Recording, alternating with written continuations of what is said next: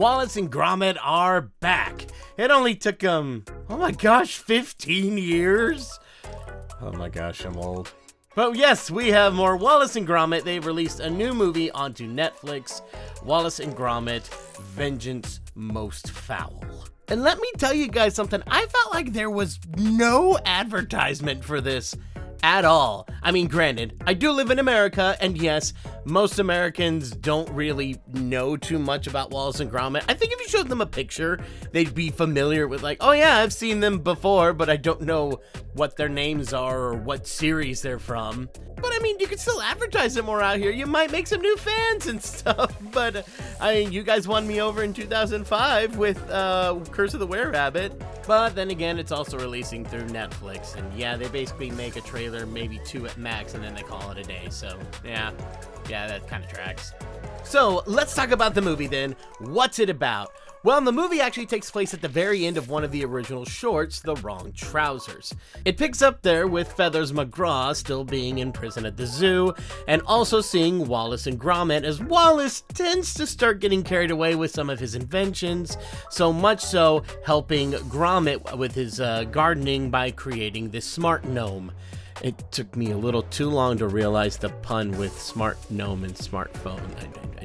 I'm sorry that I'm admitting that out loud. But as the story progresses, we see that there's a string of robberies happening around town, and nobody's quite sure as to what's going on. And yeah, I dare not spoil anything else. That's all the story you're getting out of me in this review. So that being said, what did I think about the movie? Y'all. Oh my gosh, I loved this movie so much.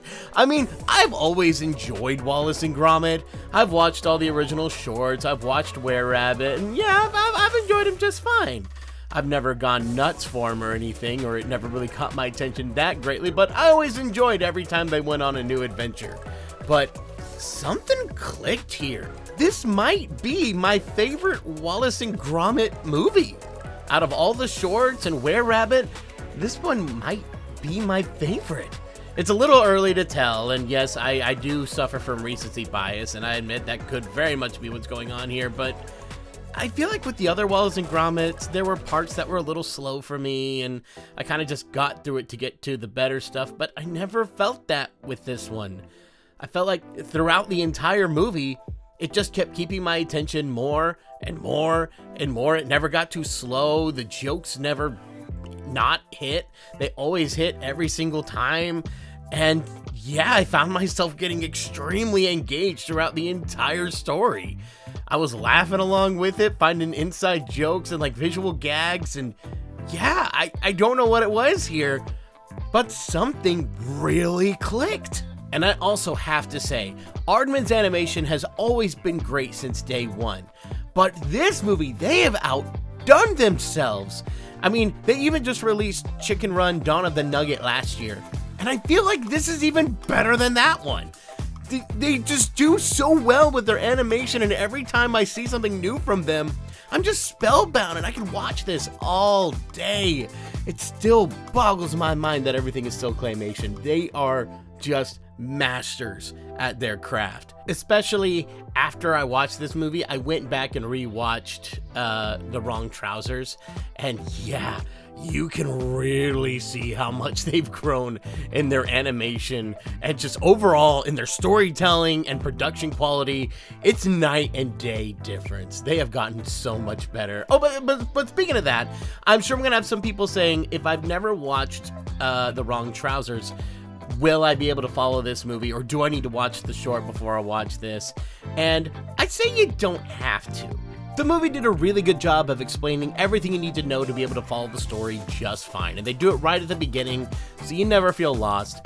However, it has been a long time since I watched it, and I really needed that refresher too. So I went back and rewatched it, and then yeah, I realized I missed a lot of like visual gags and just some little jokes here and there. So you'll miss some of that, but you're not gonna miss anything big story-wise. So if you want to watch it though, you can watch them on Amazon Prime. They have all the original Wallace and Gromit cartoons there.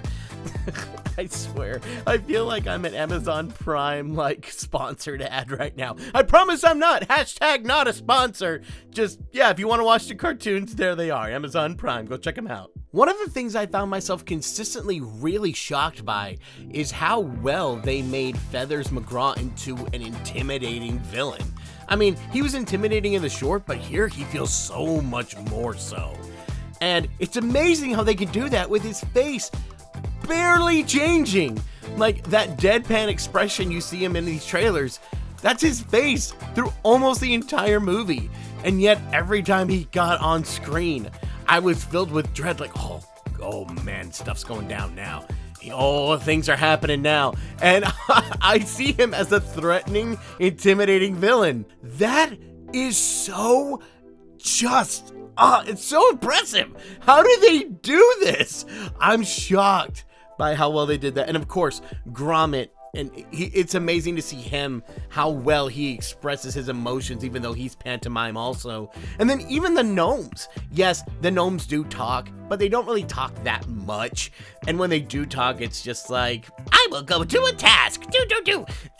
But you still understand at all times what they're, well, quote unquote, thinking. They're robots, they don't really think, but you know, their intentions, their motives, you could tell just by looking at them. And that is so impressive. Once again, with a character whose face barely changes. It's so well done, you guys. Just so well done. I can't get over how well that is. This is so good. There's also a side plot that's going on during all this with a few of the cops around town who are trying to figure out these burglaries. And at first, I thought I knew where the story was going to go. It's like a new cop fresh out of college and an old cop on the verge of retirement. And I'm like, okay, I know where this is going. Pin the two generations against each other, and it's going to get real cringy and all that jazz. But no, it didn't get cringy at all. In fact, it got really engaging, almost as engaging as the main story with Wallace and Gromit, to where anytime we went back to them, I was excited, because they were hilarious and they were so much fun to watch, and I thought there was a lot of great comedy there, and they were just entertaining to watch, which is so nice. I'm just so ready for this B plot to just suck, and it didn't. Oh, that was just so nice. They took all the ideas I thought they were going to do and turned them on their heads, and really made these two really fun and engaging characters. But yeah, I feel like that wraps up all the main stuff that I wanted to say about Vengeance Most Fowl. The movie was fantastic. If you watch it, really keep an eye out in the backgrounds. There are some great visual gags. Really pay attention to some of the names and words thrown around. There's so many puns, and I mean that in the best way. And just, yeah, this was definitely worth coming back to Wallace and Gromit for. It was so much fun, and I highly recommend this to anybody, whether you've watched Wallace or Gromit or not. You're gonna have a great time. Definitely check it out. And hope you guys enjoyed this review, and I will see you guys in the next one. Bye! And big thank you to all of my Patreons. Without you, this channel wouldn't be what it is today. Thank you so much.